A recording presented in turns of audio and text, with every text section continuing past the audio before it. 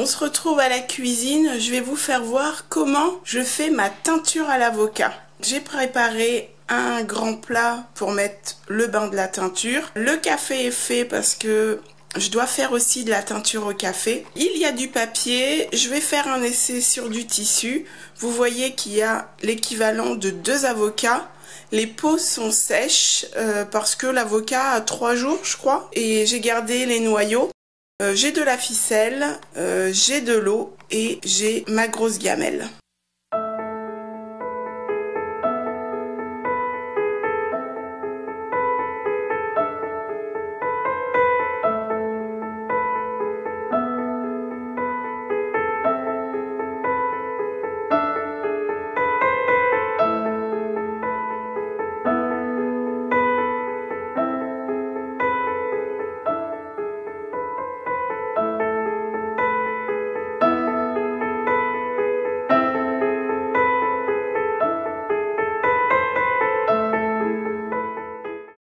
Voilà, du coup, j'ai mis mes peaux d'avocat dans l'eau, j'ai mis les 2 noyaux et je vais faire bouillir, je vais monter jusqu'à l'ébullition de cette préparation et je vais laisser environ 3/4 d'heure.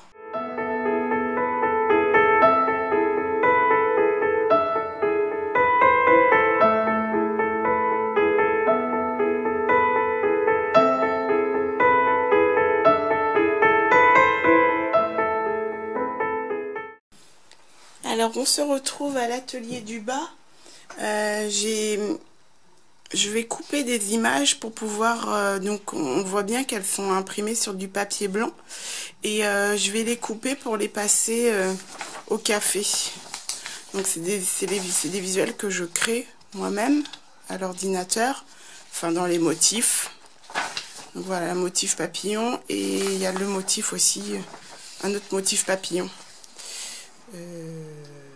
Voilà, c'est pour un junk journal, pour le junk journal de Ludivine.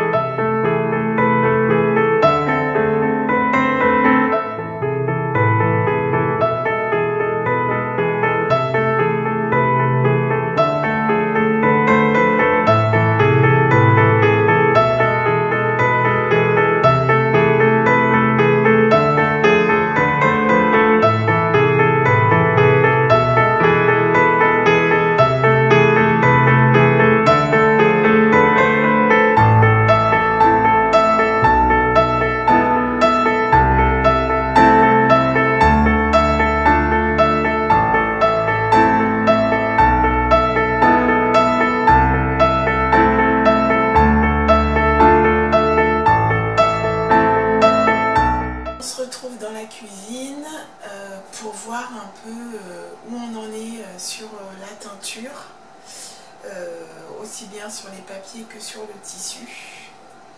Le four est en train de préchauffer, je l'ai mis en chaleur tournante à 160. C'est pour l'accélération du séchage de papier, bien qu'on peut sécher les papiers à l'air libre. Donc voilà. Donc là, il y a mes tissus qui sont en train de tremper. Il est 15 h, donc je pense que je vais les laisser peut-être 20 minutes, une demi-heure, ou le temps que le jus refroidisse. On voit bien que le jus est rouge, hein. C'est trop joli, j'adore cette couleur rose quoi, mais c'est vraiment un pur régal.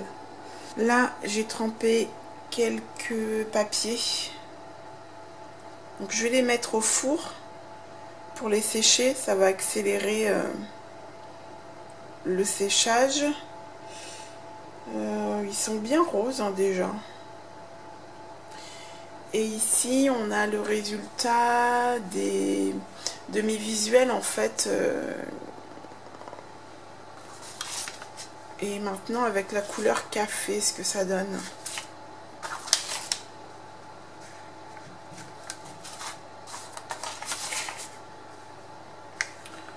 Voilà. Donc là en fait ils ont été passés au café, je les ai mis au four et je les ai aussi repassés pour les aplatir.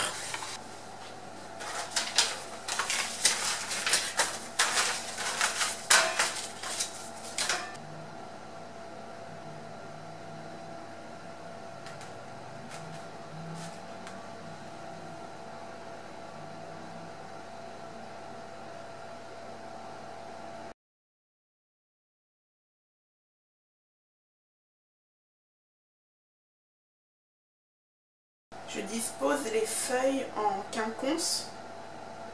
Comme ça, quand elles vont sécher, ça va créer des... Il va y avoir des démarcations en fait.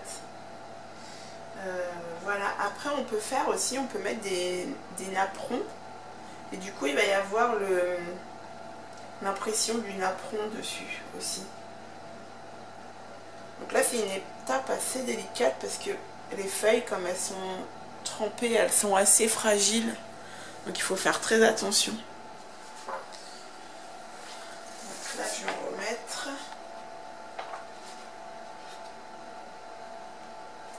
Je trempe d'abord un côté, puis l'autre. Et j'immerge.